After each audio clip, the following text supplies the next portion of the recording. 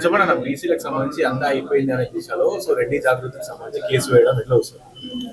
ఇప్పుడు ఏ జాగృతి ఏది కేసు వేసినా అందులో అల్టీరియర్ మోటివ్ కనిపిస్తుంది, ఒక స్వార్థం కనిపిస్తుంది. ఇప్పుడు ఆయన రెడ్డి జాగృతి అంటేనే ఒక కులానికి ప్రాతిపదికగా పోయినాడు. కానీ ప్రజాస్వామ్యంలో ఒక లెజిస్లేచర్ అసెంబ్లీలో ఒక చట్టం జరిగింది. దానికి కాంగ్రెస్ బీజేపీ మేము సంపూర్ణ మద్దతు ఇచ్చినాం. ఎందుకు? ఓబీసీలకు న్యాయం జరగాలని. అది మంచిదా చెడ్డదా అనే చర్చ మేము చేస్తలేము.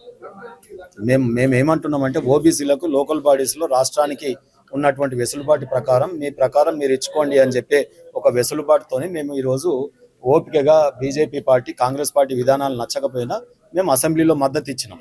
ఆ స్టేట్ ఈ రాష్ట్రం యొక్క అసెంబ్లీ చేసినటువంటి చట్టము అమలవుతే బాగుండని మేము కోరుకుంటున్నాం. దానికి న్యాయస్థానానికి పోయేటట్టు చేసే కాంగ్రెస్ వ్యవహారం కావచ్చు, లేకపోయినటువంటి వాళ్ళు ఇప్పుడే ఏదో తెలుస్తూ ఉంది, బీఆర్ఎస్ పార్టీ సిద్దిపేట హరీష్ రావు గారి లాయర్కి సంబంధించిన గ్రామంలోని వాళ్ళతోనే వేయించినట్టుగా ఏదో పుకార్లే. నేను నమ్మట్లేదు హరీష్ రావు గారు అంత పెద్ద నాయకుడు అట్లా చేస్తాడని, కానీ అట్లా వస్తూ ఉన్నాయి మీ మీడియాలోనే. ఆ తర్వాత ఇక్కడ మాధవ్ రెడ్డి గారు గతంలో జాగృతిలో కానీ టీఆర్ఎస్ పార్టీలో కానీ తిరిగినారు. మల్లారెడ్డి గారికి ఏదో జన్మదిన శుభాకాంక్షలు ఇవన్నీ పెట్టినట్టుగా తెలుస్తూ ఉంది. ఆ పిల్లవాడే మన ఫేమస్ గానికి ఏషిండా, కానీ ఆ కులానికి చెడ్డ పేరు వస్తుంది కదా. నాకు చాలా మంది మాట్లాడినారు, ఆ కులస్తులు కూడా అనేక మంది మాట్లాడుతూ మా వాళ్ళు చేసేది తప్పు. మాకు ఈడబ్ల్యూఎస్ వచ్చినప్పుడు బీసీలు మీరు ఎక్కడ కూడా ఏమీ ఆందోళన చెందలేదు, ఎవరు మాట్లాడలేదు కదా. మీరు అంత దయార్థత హృదయంతో ఉన్నప్పుడు ఇప్పుడు మేమెందుకు అడ్డుపడతామండి? ఆ పిల్లవాడు ఏదో ఫేమస్ గానికి వేసినట్టుగా ఉంది. కాబట్టి అది మేము సంపూర్ణమైన ఆ యొక్క కులస్తుల యొక్క ఇది కూడా కాదు. నేను కూడా ఆ బాబుతో చెప్పే ప్రయత్నం చేస్తూ ఉన్నాను. ఎందుకంటే ఆయన ఊర్లో కూడా రేపు చాకలి వాళ్ళు ఆయన బట్టలు ఉతకాలి, రేపు ఆయనకు ఏమన్నా సావు దినాలు వస్తే మంగళోళ్ళు పోయి కటింగ్ చేయాలి, లేకపోతే కుమ్మరోడు పెళ్లికి కుండ ఇవ్వాలి, ఐరన్లు ఇవ్వాలి. మరి ఇవన్నీ బంద్ పెడితే ఆయన ఏడుకేళ్ళి జీవనం సాగుతుంది. సామాజికంగా కులాలు ఒకసారి తెలంగాణ ఉద్యమం లాగా ఇక్కడ బీసీల ఉద్యమం కూడా సాగితే కులాల మధ్య కొట్లాటగా మారిపోతుంది కదా. కాంగ్రెస్ అది కావాలనుకుంటుంది, కానీ మేము అది అనుకోవట్లేదు. అందుకనే నేనేమంటున్నానంటే ఈరోజు స్థానిక సంస్థల ఎన్నికలు హైకోర్టు ఆదేశాలు ఉన్నాయి కాబట్టి తొందరగా చేయాల్సినటువంటి కాన్స్టిట్యూషన్ చట్టము 73, 74 ఆర్టికల్ చెప్తుంది కాబట్టి ఆయన ఏ రూపంలో ఇస్తా అన్నాడు. మేము ఆ రోజే చెప్పినాం, ఇది చట్టాల అనుగుణంగా లేదు రేవంత్ రెడ్డి గారి నిర్ణయం, ఇది పొలిటికల్గా ఓట్లని అపీజ్మెంట్ పాలిటిక్స్ లాగా ఉంది, అయినా సరే న్యాయం జరగని ఓబీసీలకు అని మేము సపోర్ట్ చేసినాం. కామారెడ్డి డిక్లరేషన్ పెట్టిన సిద్ధరామయ్య కర్ణాటక ముఖ్యమంత్రి, ఆయన చేసిండా కర్ణాటకలో? ఒకసారి చేసిన సర్వేనే బయట పెట్టే సత్తా లేదు వాళ్ళకి, కోట్ల రూపాయలు ఖర్చు పెట్టి. మళ్ళీ ఇప్పుడు కొత్త సర్వే చేస్తా ఉన్నారు, కోట్ల రూపాయలు పెట్టి గొడవలు అవుతా ఉన్నాయి, ఆగిపోయింది. మరి ఈయన రేవంత్ రెడ్డి అంటాడు నేను రాహుల్ గాంధీ గారు చెప్తే చేస్తున్నా ఈడ అంటాడు. అంటే నీకు ఇష్టం లేదన్నట్ట? అంటే రాహుల్ గాంధీ గారు చెప్పిండు నువ్వు చేస్తున్నావు, నీ మనసులో అది లేదన్నట్టు. ఎక్కడ అడ్డుపడ్డం? ఇప్పుడు బయట ఎన్నన్నా మాట్లాడచ్చు, అసెంబ్లీలో మేము సపోర్ట్ చేసినామా, అడ్డుపడ్డామా, మేము వాళ్ళకి మద్దతు ఇచ్చినామా? వాళ్ళకు కాదు, ఓబీసీలకు మద్దతు ఇచ్చే కదా ఆ బిల్లుకు మేము సపోర్ట్ చేసినాం. ఈ కాంగ్రెస్ పార్టీ ఇవాళ రాహుల్ గాంధీ మాట్లాడుతున్న సౌత్ ఇండియా నార్త్ ఇండియా ఏర్పాటు వాదం, మేము ఈస్ట్ ఇండియాని ఇన్ని రోజులు నెగ్లెక్ట్ చేసి మేము టన్నల్స్ వేసి ఇవాళ రైళ్లు 75 ఏళ్ల తర్వాత రైలు ముఖం చూడనటువంటి ఈశాన్య రాష్ట్రాలకి ఇవాళ రైళ్ళని టన్నెల్స్ తవ్వి వేస్తూ ఉన్నారు మోడీ గారి ప్రధానమంత్రిగా. ఇవాళ ఈస్ట్ ఇండియాకి మనకు గొడవలు పెట్టే విధంగా, మణిపూర్ అల్లర్లని పెట్టే విధంగా, లేకపోతే ఇక్కడ భాషకు పెట్టే విధంగా, లేకపోతే ఇక్కడ కులాలకు పంచాయతీ పెట్టే విధంగా రాహుల్ గాంధీ గారి చర్యలు ఉన్నాయి. ఎందుకున్నాయి ఇవన్నీ? ఇప్పుడు ఎన్నికల కమిషన్ తప్పు పెట్టడమైనా ఇట్లా కులాలు సౌత్ ఇండియా ఇవన్నీ ఎందుకు తెస్తుండే? నేను కాంగ్రెస్ పార్టీ ఏఐసిసి పార్టీ అధ్యక్షుడిగా నేను ఫెయిల్ కాలేదు, నన్ను వ్యవస్థలు ఫెయిల్ చేస్తున్నాయి అనే విధంగా ప్రజలకు ఒక రాంగ్ నరేషన్ క్రియేట్ చేయడానికి మాత్రమే ఈ ఉద్యమం. ఎందుకంటే ఆయన నెహ్రూ ముత్తాత అయ్యిండు, ఇందిరాగాంధీ అయ్యింది వాళ్ళ నాయనమ్మ, వాళ్ళ నాయన అయ్యిండు, వాళ్ళ అమ్మ కూడా యూపీఏ చైర్పర్సన్గా ప్రభుత్వాలను నడిపింది. అరే నా టైం వచ్చేసరికి నేను పార్టీ ప్రెసిడెంట్గా కూడా దిగిపోవాల్సి వచ్చింది, నేను ఫెయిల్ అవుతా ఉన్నా, ఈ ఫెయిల్కు కారణం నా యొక్క వ్యవహారం కాదు అని చెప్పుకోవడానికి మాత్రమే ఇలా ఎన్నికల కమిషన్ తప్పు పెట్టడము, ఈ దేశంలో విభిన్నమైనటువంటి ఈ వేర్పాటువాద భావజాలాన్ని, ఈ కులాల పంచాయతీని, ఈ సౌత్ ఇండియా నార్త్ ఇండియా పంచాయతీని ఇవన్నీ తెస్తా ఉన్నాడు. సో ఆయన ఫెయిల్యూర్స్ని కప్పుకునే పంచాయతీలో బీజేపీ పార్టీ మేము పడం. కాబట్టి ఇలా బీజేపీ పార్టీ ఉంటే మేము ఓబీసీల పక్షాన ఉంటాం, ఓబీసీల పక్షాన మేము ఉన్నదనేది మేము ఆచరిస్తున్నాం. ఎట్లా ఆచరిస్తున్నాం? ఎంత పెద్ద పదవి అండి ప్రధానమంత్రి పదవి, 140 కోట్ల ప్రజాస్వామ్య దేశానికి 3 సార్లు ఒక ఓబీసీని ఎంత దిల్దార్ పార్టీ అయితే బీజేపీ ఇవాళ ప్రధానమంత్రిని అందించింది దేశానికి, అంతకుముందు అయిందా 60 ఏళ్ళల్లో? ఇవాళ ఒక ఉపరాష్ట్రపతి ఎంత కీలకమైన పదవి అండి. దాన్ని ఇవాళ బీసీలకు మేము సెకండ్ టైం కూడా మళ్ళీ ఇచ్చినాం. ఇవాళ ఒక ఆదివాసీ బిడ్డ ప్రెసిడెంట్ పదవిని ఇచ్చినాం. అంటే ప్రజాస్వామ్యంలో ముఖ్యమైన పదవులు ప్రధానమంత్రి, ప్రెసిడెంట్ పదవి, గవర్నర్ల పదవులు, ముఖ్యమంత్రుల పదవులు, ఈ రాష్ట్రానికి కూడా మేము ముఖ్యమంత్రిని రేపు బీసీని ఇస్తామంటున్నాం. ఇక పంచాదేముంది? సో అందుకనే ఇప్పుడు ఈడబ్ల్యూఎస్ వాళ్ళకి రిజర్వేషన్లు మేము ఇస్తున్నాం. అంటే బీసీలు ప్రధానమంత్రులు, ముఖ్యమంత్రులు ఉంటే ఆ ఆధిపత్య కులాలకు రిజర్వేషన్లు అడుక్కునే పరిస్థితిని తీసుకొస్తా ఉన్నాం మేము ఆచరించి. గట్ల పరిపాలన ఉంటది.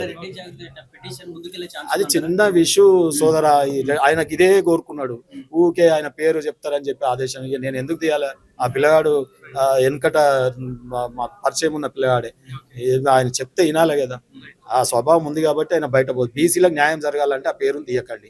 మీ మీడియా కూడా ఓబీసీల పక్షం ఉన్నారా? తెలంగాణలో మీడియా పెద్ద ఎత్తున మీరు ఉద్యమకారులై పోరాడిరు తెలంగాణ రాష్ట్రం కోసం. ఇవాళ మీడియా కూడా సామాజిక తెలంగాణ కోసం పోరాడతారా? ఓబీసీల పక్షాన ఉంటారా ఉండరా? మీడియా కూడా మీరు తెలుసుకోవాలి. మేము ఓడిపోయిన కేసులు చెప్పించడం, మాకు వ్యతిరేకంగా మాట్లాడేటోళ్ళని కూర్చోబెట్టి టీవీలలో మాట్లాడియడం. నేను మా బీసీ నాయకులకు కూడా, మా బీసీ అడ్వకేట్లకు కూడా, వివిధ పార్టీలో ఉన్న మా బీసీ రాజకీయ నాయకులకు కూడా నేను ఏం చెప్తా ఉన్నా అంటే, మీ వాదనలు కోట్లలో 4 గోళ్ల మధ్య చూపించండి. ఇవాళ గావ్లే కేసు మనం గెలిచిన కేసా? కృష్ణసాయం కేసు మనం గెలిచిన కేసా? ఇవాళ మనం కృష్ణమూర్తి కేసు మనకేమైనా ఉపయోగమా? ఇవన్నీ బయట మీరెందుకు చెప్తురా? ఇవాళ ఆ వర్గాలు మనం వ్యతిరేకిస్తున్నటువంటి వర్గాలు ఒక్కరన్నా ఈ కేసులో ఉచ్చారణ చేసిరా? ఈ నేను వకీల్నే కదా, ఎందుకు మాట్లాడట్లేదు? తెలియక మాట్లాడట్లేదా? ఇవన్నీ ఆర్గ్యుమెంట్ చేస్తే ఒక ఓబీసీగా నాకు న్యాయం జరుగుతుందా? నాకు న్యాయం జరిగే కేసుల్ని నేను పుస్తకాలలో వెతుక్కుంటా. నాకు సపోర్టు నేను గెలిచిన కేసులు ఏమన్నా ఉంటే చెప్తా మీడియాలో. ఈ న్యాయ వ్యవస్థలలో మాకు ఎప్పుడు కూడా ఓబీసీలకు న్యాయం జరగలేదు ఈ రోజు వరకు. ఏ కేసు కూడా మా పక్షాన రాలేదు. కాబట్టి ఈ లాయర్లు కరెక్ట్ ఆర్గ్యుమెంట్ చేస్తున్నారో లేదో ప్రభుత్వాల పక్షాన లాయర్లు. అందుకే ఇలా రేవంత్ రెడ్డి మరి అత్యధిక ఖర్చుతో కూడిన ఒక ఢిల్లీలో ఒక పెద్ద లాయర్ని పెడితే కొంత ఇన్ఫ్లుయెన్స్ మేరకు కూడా మనకు ఉపయోగపడే అవకాశం ఉంటుంది. వారికి ఉన్న జ్ఞానంతో కొట్లాడితే ఒక మంచి సక్సెస్ఫుల్ కేసు వస్తుంది. అందుకే 42% రిజర్వేషన్ కామారెడ్డి డిక్లరేషన్ ఆయన ఇచ్చిన హామీ.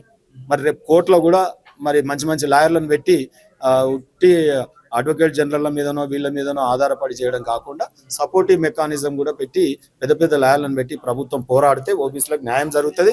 మేము ఈ రాష్ట్రంలో బీజేపీ ఓబీసీల పక్షాన ఉంది. మొన్న అసెంబ్లీలో మేము మద్దతు ఇచ్చినాం 42%.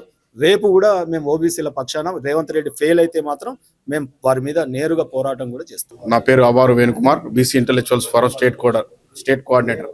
ఈరోజు తెలంగాణ రాష్ట్రంలో 42% రిజర్వేషన్ అనేది ఒక హాట్ టాపిక్ గా నడుస్తుంది.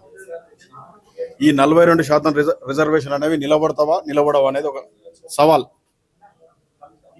ఉద్యమకారుల ముందర ఉన్నది బాధ్యత, ప్రజలందరి ముందర ఉన్నటువంటి బాధ్యత. ఈ సవాల్ ఏంటనేది అంటే ఈ సవాల్లోకి వస్తే మనం ఈ 42% రిజర్వేషన్ అనేవి నిన్న మొన్న కులగన్న జరిగినటువంటి బీహార్ రాష్ట్రంలో మీరు చూసిర్రు, లెక్కలన్నీ వచ్చినాయి. వారు రిజర్వేషన్లు పెంచుకున్నారు, ఎమ్మటే కోట్లు కొట్టేసినాయి.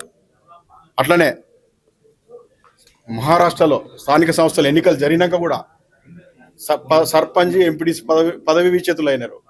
మేమేం చెప్తున్నామంటే రేవంత్ రెడ్డి సర్కార్కి ఈ 42% రిజర్వేషన్లు మీరే పరిరక్షించాలి, మీ బాధ్యతే, మీ సర్కార్ బాధ్యతే అని బీసీ ఇంటెలెక్చువల్ ఫోరంగా చెప్తున్నాం. ఇంకా బీసీ ఇంటెలెక్చువల్ ఫోరంగా బీసీల దీర్ఘకాలిక భద్రత కోసం చెప్పే విషయం ఏంటంటే, తమిళనాడు మాదిరిగా 9వ షెడ్యూల్లో ఉంటేనే బీసీలకు రక్షణ. అందులో భూ సంస్కరణల చట్టాలు ఉన్నాయి. అందుకు రాజ్యాంగంలో 9వ షెడ్యూల్లో పెట్టుకుంటేనే బీసీలకు దీర్ఘకాలిక భద్రత, రిజర్వేషన్లు అయినా ఈ దేశంలో రాజకీయ రిజర్వేషన్లు రావాలన్నా ఏమి జరగాలన్నా బీసీలకే దీర్ఘకాలిక పరిష్కారం 9th షెడ్యూల్. సో ఈ జీవో వల్ల రిజర్వేషన్ సాధ్యపడేటువంటి అవకాశం ఉందా, లేకపోతే కోర్టులో పోయేటువంటి అవకాశం ఉందా? సో ఈ జీవో పట్ల ఎట్లా మాట్లాడారు? ప్రత్యేక జీవో ద్వారా 42% రిజర్వేషన్లు అమలు చేస్తామని చెప్పి తెలంగాణ రాష్ట్ర ప్రభుత్వం మరి జీవో తీసుకురావడం జరిగింది. దాన్ని వ్యతిరేకిస్తూ మరి కొంత ఈడబ్ల్యూఎస్ సంబంధించిన వ్యక్తులు మరి నిన్న కోర్టుకు పోయి దాన్ని ఒక వారం రోజుల పాటు ఆపాలని చెప్పి కూడా కోర్టు మరి తీర్పునివ్వడం, మరి అది ఈరోజు తుమ్మితే ఊడిపోయే ముక్కులాగా మరి 42% రిజర్వేషన్ల అంశం ఈరోజు కోర్టులో ఉన్నది. కాబట్టి మేమేమన్నామంటే, ఇప్పుడు ప్రభుత్వమే దీని మీద న్యాయపరంగా కొట్లాడాల్సిన అవసరం ఉంటుంది. ముఖ్యంగా దీనికి శాశ్వత పరిష్కారం ఏంటంటే 9th షెడ్యూల్లో పెడితేనే దీనికి పరిష్కారం ఉంటుందని చెప్పి కూడా ఈ సందర్భంగా మేము రాష్ట్ర ప్రభుత్వాన్ని మరి కోరుతున్నాము. ముఖ్యంగా ఈరోజు 6-7% ఉన్న మరి ఉన్నత వర్గాలకు సంబంధించి ఈడబ్ల్యూఎస్ రిజర్వేషన్లు 10% పెట్టినప్పుడు ఏ బీసీ కూడా మరి కోట్లకు పోయి దాన్ని అడ్డుకోలేదు. మరి ఈరోజు 56% ఉన్న బీసీలకు సంబంధించిన ఈ జనాభాకు 42% రిజర్వేషన్లు అడుగుతుంటే మరి కోట్లకు పోయి అడ్డుకోవడం కూడా మరి ఉన్నత వర్గాలకు ముఖ్యంగా ఈ రెడ్డి సామాజిక వర్గానికి మంచిది కాదు. ఎందుకంటే మరి మీరు ఉన్నత వర్గాలుగా ఈరోజు ఏ కులం కూడా అడ్డుకుంటలేదు. వైశ్యులు కానీ, బ్రాహ్మణులు కానీ, తర్వాత వెలుమలు కానీ, అదేవిధంగా కమ్మలు కానీ, క్షత్రియులు కానీ ఎవరు కూడా పోతలేరు. మరి ఈరోజు కేవలం రెడ్డి సామాజిక వర్గమే మరి ఈ బీసీలకు వ్యతిరేకంగా కోట్లకు పోయి మరి వీళ్ళ యొక్క అవకాశాలను అడ్డుకోవడం కరెక్ట్ కాదని చెప్పి కూడా ఆ సామాజిక వర్గాలకు మేము విన్నవిస్తున్నాం. ఎందుకంటే ఈ తెలంగాణ సమాజం అనేది మొత్తం కూడా 56-60% మంది బీసీ జనాభా ఉంది. ఇప్పటికీ చట్టసభలకు బీసీలు పోలేదు. స్థానిక సంస్థలలో కూడా చాలా కులాలు తెలంగాణలో ఉన్నాయి. కుమ్మర్లు, చాకళ్ళు, మంగళ్ళు, కనీసం వార్డు నెంబర్లు కూడా కాలేని పరిస్థితి ఉంది. మరి మీరు ఇప్పటికీ తెలంగాణ అసెంబ్లీలో 47 మంది ఎమ్మెల్యేలు, అనేక చైర్మన్లు, అదేవిధంగా ఎంపీలు, ఎమ్మెల్యేలు మీరు ఉన్నారు. కేవలం స్థానిక సంస్థల విషయంలోనే మరి రెడ్డి జాగృతి పేరుతోటి మీరు మమ్మల్ని అడ్డుకోవడం సరైన పద్ధతి కాదు. మీరు కూడా మరి ముఖ్యమంత్రి ఒక రెడ్డి ఉన్నాడు, చాలామంది రెడ్డి ప్రజాప్రతినిధులు ఉన్నారు. మరి మీరు మా అవకాశాలను అడ్డుకోవడం సరికాదని చెప్పి సందర్భంగా తెలియజేస్తూ మరి 9th షెడ్యూల్లో పెట్టే విధంగా ఇప్పటికైనా ముఖ్యమంత్రి గారు కృషి చేయాలని ఈ సందర్భంగా తెలియజేస్తున్నారు. మీడియా మిత్రులకు నమస్కారం. నేను శ్రీనివాస్ తిప్పిరిశెట్టి, తెలంగాణ రాష్ట్ర సంచార జాతర సంఘం రాష్ట్ర అధ్యక్షుడిని. ఈరోజు నిన్నగాక మొన్న తెలంగాణ రాష్ట్ర ప్రభుత్వం బీసీలకు 42% రిజర్వేషన్ జీవో ప్రకారం 9 జీవో ప్రకారం అనౌన్స్ చేసింది. దాన్ని మొన్న అనౌన్స్ చేయగానే నిన్న కోర్టులో కేసు వేయడం జరిగింది అగ్రవర్ణాల సామాజిక వర్గం. ఇందులో ప్రధానంగా మేము చెప్పాల్సింది, ఇప్పుడు మీడియా ముందుకు రావాల్సిన ఆవశ్యకత ఎందుకు ఏర్పడ్డదంటే 42% బీసీలకు రిజర్వేషన్ ఇవ్వడం శుభసూచకం. కానీ ప్రభుత్వం ఇక్కడ ఆ అగ్రవర్ణాలు కానీ ఇంకెవరైనా కోర్టుకు పోతే నెగ్గాలనే సామాజిక కోణం నుంచి, సామాజిక న్యాయం గురించి ప్రభుత్వం కనుక ఆలోచిస్తే ఖచ్చితంగా ప్రభుత్వం నెగ్గే అవకాశం ఉంది. ఎందుకు అంటే నిన్న ఇచ్చిన 9 జీవో ప్రకారం బీసీలకు 42% రిజర్వేషన్ అనే జీవోల వర్గీకరణ అనే కోణాన్ని మర్చిపోయింది ప్రభుత్వం.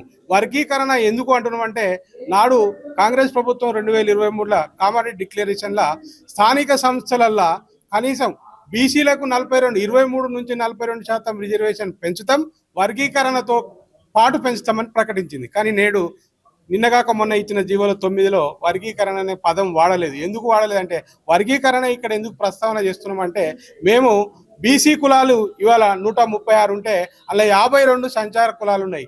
బీసీ ఏ గ్రూపులో మాత్రమే ఉన్నాయి. మరి వాటి పరిస్థితి ఏంది? వర్గీకరణ అనే పదం కనుక ఇలా వాడితే సామాజిక న్యాయం కొరకు ప్రభుత్వం చేస్తున్నది పోరాటం అని వాళ్ళు ఖచ్చితంగా ప్రభుత్వం చెప్తే వర్గీకరణ అనే పదం వాడేది ఉండే. మేము గత 2023 నుంచి 24-25 దాకా కూడా అన్ని ప్రభుత్వ కార్యాలయాలకు సంబంధించిన మినిస్టర్లకు మాకు వర్గీకరణతో కూడిన బీసీ రిజర్వేషన్లు కావాలని మేము మా సంఘం తరఫున రిప్రజెంటేషన్ చేయడం జరిగింది. కానీ ఇవాళ కోర్టుల నిలబడుతుందా అనే మీ ప్రశ్నకు నా సమాధానం ఏంటంటే, అందులో వర్గీకరణ, సామాజిక న్యాయం చేస్తామనే వర్గీకరణ పదం లేదు. ఓవరాల్గా 136 కులాలకు 42% ఇస్తామంటే ఇవాళ ఎస్సీ వర్గంగా మీరు చూడొచ్చు. ఎస్సీ కుల సామాజిక వర్గానికి సంబంధించి ఎస్సీ అయితే ఎట్లున్నానో, నిన్నగాక మొన్న మందకృష్ణ గారు వర్గీకరణకు 30 ఏళ్ళు పోరాటం చేసిండు. ఆ పోరాటం మళ్ళీ పునరావృతం అవుతుంది. ఎందుకంటే బీసీలల్లా అట్టరిన కులాలు మీకు కొన్ని పేర్లు చెప్తా: గంగిరెద్దుల, పెద్దమ్మల, బాలసంతు, బౌరూపి, పరికి, పిచ్చకుంట్ల, వంశీరాజు, వీరభద్రియ, గోత్రాల ఈ కులాలు ఎవరన్నా విన్నరా? ఇవన్నీ బీసీలే. ఇక్కడ ఇంటలెక్చువల్ ఫోరంలో కూడా మేము సభ్యులమే. ఇవాళ ఎందుకు రావడం జరిగిందంటే, బీసీలకు అన్యాయం జరుగుతుంది అనే కాడ ఆ బీసీ లెవెల్ ఎంతమంది ఉన్నారు? బీసీలలో మైనార్టీగా బతుకుతున్న ఒక 52 కులాలు ఈ రాష్ట్రంలో ఉన్నాయి. వాటికి న్యాయం జరగాలంటే ఖచ్చితంగా వర్గీకరణతో కూడిన బీసీ రిజర్వేషన్ ఇవ్వాలి. అట్లా కనుక ప్రభుత్వం పోరాటం చేస్తే ఖచ్చితంగా ఏ కోర్టు పోయినా కూడా, ఎంతమంది పోయినా కూడా నిలుస్తుంది. ఎందుకంటే మేము సామాజికంగా సమాజంలో అందరికీ తెలుసు ఈ పేర్లు. రాజకీయంగా ఏ ఒక్క వ్యక్తి కూడా వార్డు మెంబర్ నుంచి ఎంపీ ఎమ్మెల్యే దాకా అసలు లేనే లేదు. మాకు అవకాశమే లేనప్పుడు మాకు ప్రమేయం ఎట్లుంటుంది? ఈ సామాజిక కోణం గురించి ప్రత్యేకంగా ప్రభుత్వం ఆలోచన చేసి మమ్మల్ని దృష్టి పెట్టుకొని కనుక కోర్టుకు సరి అయిన న్యాయ సమాచారం ఇస్తే ఖచ్చితంగా కోర్టులో ఈ 42% రిజర్వేషన్ బీసీలకు నెగ్గుతుందని. ఇప్పుడు దీనికి మీరు మద్దతు ఇస్తున్నారా లేదా? ఇప్పుడు మద్దతు ఇవ్వాలా ఇవ్వద్దా అనేది మీ ప్రశ్నకు నా సమాధానం ఏంటంటే, వర్గీకరణతో కూడుకున్న బీసీ రిజర్వేషన్ అయితే మేము మద్దతు ఇచ్చేదే. మేము ఇప్పుడు ప్రభుత్వాన్ని ఈ బీసీ రిజర్వేషన్లకు మేము మద్దతు ఇస్తున్నాం, స్వాగతిస్తున్నాం. కానీ వర్గీకరణతో కూడుకున్న బీసీ రిజర్వేషన్ కావాలని ప్రభుత్వానికి మేము రిప్రజెంటేషన్ చేస్తాం, కోరుతా ఉన్నాం. కోర్టుకు మేము ఖచ్చితంగా వెళ్తామని. ఎందుకంటే బీసీలలో ఉన్న మైనార్టీ కులాలమైన 52 సంచార జాతి కులాలు ఖచ్చితంగా వీరికి న్యాయం జరగాలని ప్రభుత్వం దృష్టికి మేము తీసుకువెళ్ళినాం. ఇంతకుముందుకే రిటర్న్గా అవసరం అనుకుంటే మేము కూడా కోర్టుకు వెళ్ళి బీసీ రిజర్వేషన్ 42% ఏదైతే ప్రభుత్వం కోరుతుందో అందులో వర్గీకరణతోటి కూడిన రిజర్వేషన్ కావాలని ఎట్లయితే మీరు మేనిఫెస్టోలో పెట్టినరో ఆ మేనిఫెస్టోలను మేము అదే అడుగుతున్నాం. కొత్తగా మేము అడుగుతలేం. స్థానిక సంస్థల ఉపవర్గీకరణతో కూడిన రిజర్వేషన్లు ఇస్తా అని ప్రభుత్వం ప్రకటించింది. అదే కామారెడ్డిలో మేము ఇవాళ అదే విషయాన్ని మళ్ళీ మేము కూడా ప్రభుత్వం దృష్టికి తీసుకుపోతాం. మమ్మల్ని మర్చిపోతే మేము కూడా కోర్టు మెట్టెక్కే ఆస్కారం ఉన్నదని మీ పత్రికా ముఖంగా తెలియజేస్తున్నాం. Thank you sir. నేను సెంచార జాతికి చెందిన పెద్దమ్మల వాండ్ల కులానికి చెందిన మహిళను. 2008 నుండి తెలంగాణ రాష్ట్ర సెంచార జాతుల సంఘము ఏర్పడిన తర్వాత నేను దూర విద్య ద్వారా ఎల్ఎల్బి చేస్తూ ఖచ్చితంగా ఈ సంఘంలో మా సెంచార జాతుల సమస్యల పరిష్కారం కొరకు నా వంతు భాగస్వామ్యం ఉండాలని చెప్పి నేను ఈ తెలంగాణ రాష్ట్ర సెంచార జాతుల సంఘం తరపున అదే ఒకటి మహిళా సంచార జాతుల సంఘం అని చెప్పేసి పెట్టుకొని చేయడం జరుగుతుంది. ప్రధానంగా ఏంటంటే 42% రిజర్వేషన్ ఏదైతే ఇచ్చిరో జీవో నెంబర్ 9 ప్రకారము కాంగ్రెస్ ప్రభుత్వము సెంచార జాతులకు 5% రిజర్వేషన్ ఇస్తామని చెప్పేసి చెప్పడం జరిగింది. అదే మేము ఇంప్లిమెంట్ చేయమని కోరుతున్నాం. ఎందుకు అనంటే ఈరోజు మా సెంచార జాతులు ఏవైతే 52 కులాలు ఉన్నాయో డేరల కింద, చీరల కింద, చెట్ల కింద, ఓ పిచ్చకుంట్లోడా, ఓ పెద్దమ్మలోడా, ఓ దొమ్మరోడా, ఓ మందులోడా, మీరు ఎలుకల పిల్లలు తింటోళ్ళు అని చెప్పి ఇటువంటి బూతులతోటి మమ్మల్ని సమాజంలో అవమానిస్తారు. దీనికి ఎవరు మాకు పెద్ద తల్లిగా ఎవరు చేయాలి? ప్రభుత్వమే చేయాలి. కాబట్టి ప్రభుత్వం మీద నాకు నమ్మకం ఉంది. ఎందుకంటే 79 సంవత్సరాల తర్వాత సంచార జాతుల విముక్తి దినోత్సవాన్ని ప్రభుత్వమే జరపడం జరిగింది సెప్టెంబర్ 10 రోజున. నిన్నగాక మొన్న బతుకమ్మ సంబరాలకు కూడా తెలంగాణ రాష్ట్ర మహిళా సంక్షేమ సంఘం తరపున బతుకమ్మ సంబరాలు చేసుకోవడానికి కూడా బీసీ మినిస్టర్ అయిన వారే ఫండ్ రిలీజ్ చేసి మాకు కొన్ని ప్రాంతాలలో బతుకమ్మలు జరుపుకోవడానికి మా గుడిసెల ముందే జరిపి మేము అవే ఫోటోలు కూడా తీయడం జరిగింది. కాబట్టి మీ మీడియా వల్లనే ఏదైనా మంచైనా బాగా ప్రచారం అవుతుంది, చెడైనా బాగా ప్రచారం అవుతుంది. కాబట్టి మా సంచార జాతి వాళ్ళు మహిళలు ముఖ్యంగా రాత్రి కడుపు నిండా అన్నం తింటే బాత్రూమ్ పోవడానికి కష్టం ఉందని చెప్పి 2 కిలోమీటర్లు 3 కిలోమీటర్లు పోతే అత్యాచారాలు అయ్యే పరిస్థితులు ఉన్నాయి. కాబట్టి అన్నం తినలేకుండా ఉన్నారు. మా ఫండమెంటల్ రైట్ ఆర్టికల్ 21 వైలేట్ అవుతుంది కదా. ఇలాంటి విషయాలన్నీ కూడా మేము మంత్రులకి అదేవిధంగా జిల్లా కలెక్టర్లకి వివరించడం జరుగుతుంది.